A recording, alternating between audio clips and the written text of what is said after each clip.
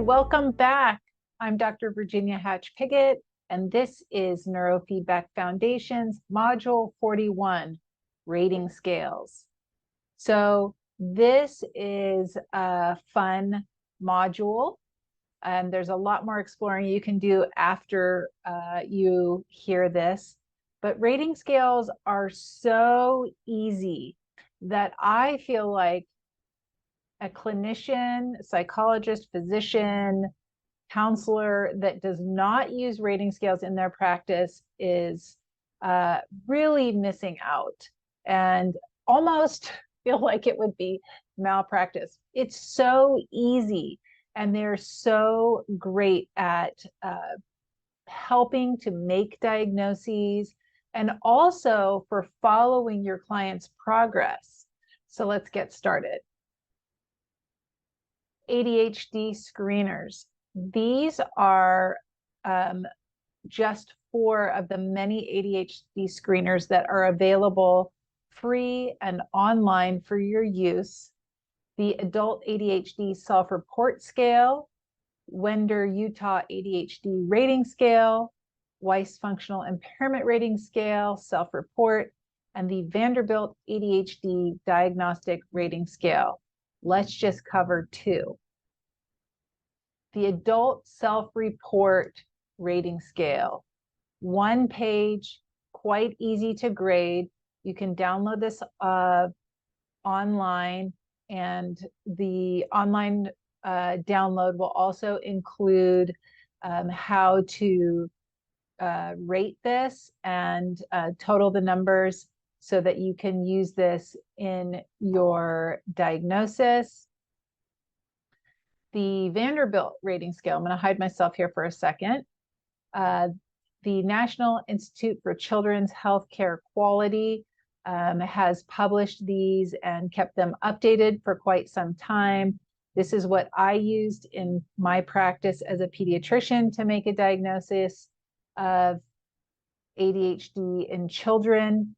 There are 2 different scales. The one on the left is a 2-page scale that is for parents, and the one on the right is a 2-page scale that is printed out and given to the parents to give to the teachers. You can also mail it directly to the teacher with a stamped envelope to mail it back to you. Very, very good at making the diagnosis of ADHD or helping in confirming the diagnosis of ADHD based on observation from different people and your brain map. So those are just 2 of the different screeners available to you for ADHD that are free. As far as screening for depression and anxiety, these should be very familiar to most physicians and many other clinicians. The Patient Health Questionnaire 9 and the General Anxiety Disorder 7 scales. I like this downloadable version because they come together, but you can also get them separately. The client is asked to rate symptoms or problems that they are struggling with over the previous 2 weeks on a Likert scale of 0 to 3, 0 being not at all, and 3 being nearly every day. I will say that question number 1 on the PHQ-9, I often have to explain to adolescents and even some adults what that means. So it says little interest or pleasure in doing things. And then I usually add, that means you don't want to do things that you otherwise would want to do or found pleasure in. So you wake up in the morning and you feel like, I don't want to do anything. How often do you feel like that? Not at all. Several days in the last 2 weeks, more than half the days in the last 2 weeks, or nearly every day in the last 2 weeks. But generally, this is self-administered. You can also administer it yourself. Both of these have a follow-up.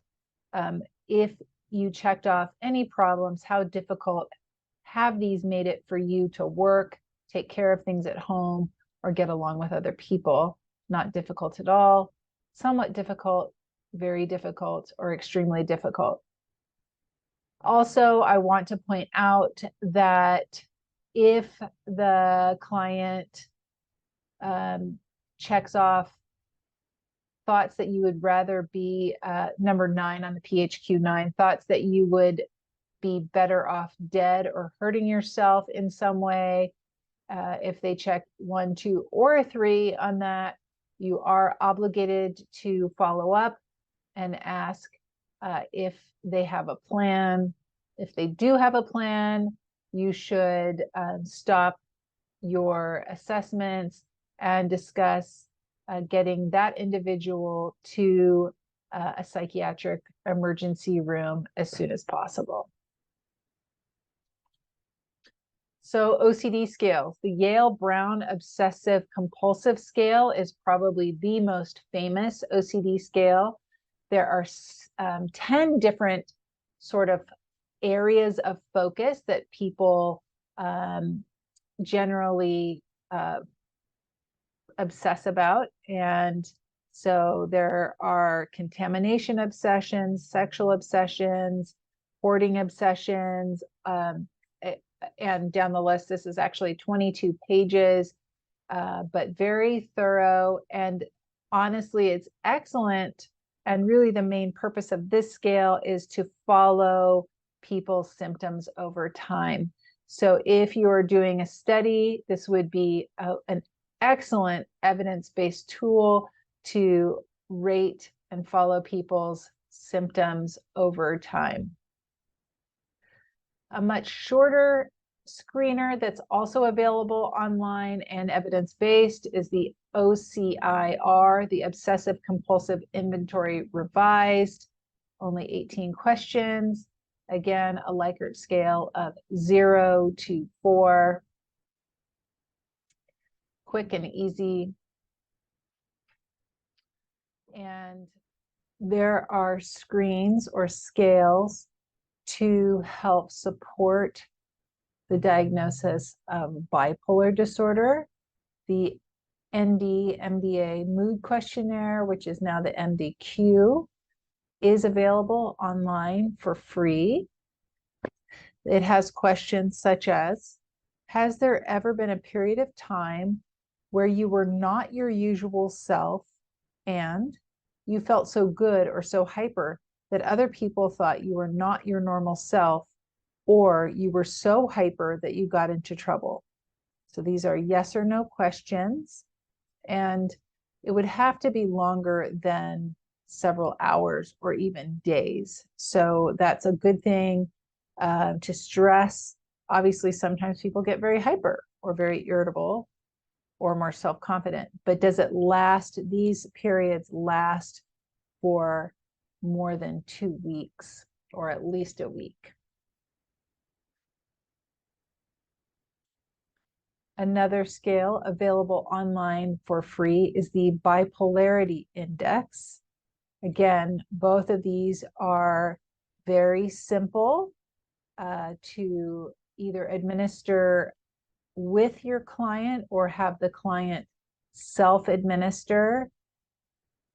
These scales can help support the diagnosis of bipolar disorder if it's suspected, and if it is seen on the qEEG brain maps.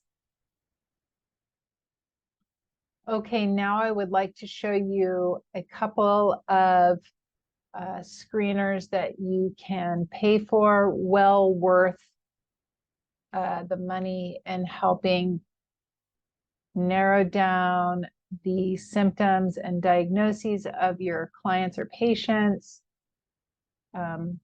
This is Checkmate Plus, and they have multiple inventories by age and by disorder. These can be administered online, and you pay by screener and well worth the investment. Then also the SCL90R, the Symptom Checklist 90 Revised, is also another excellent screener that you pay for. Both of these are evidence-based. You can use the findings to help support diagnoses. You can use it in research. You can use them to follow clients' or patients' symptoms over time. The SCL90R can be administered online or on paper. So I would send you to Pearson for the SCL90R and Checkmate Plus to explore what's available here for your use. The Children's Depression Inventory 2, or CDI-2, is available from Pearson for a cost. It can be administered either online or in paper form to children and adolescents age 7 to 17.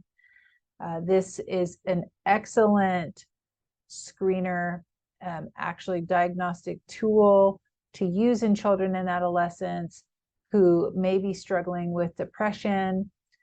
There are questions about suicidality and active planning.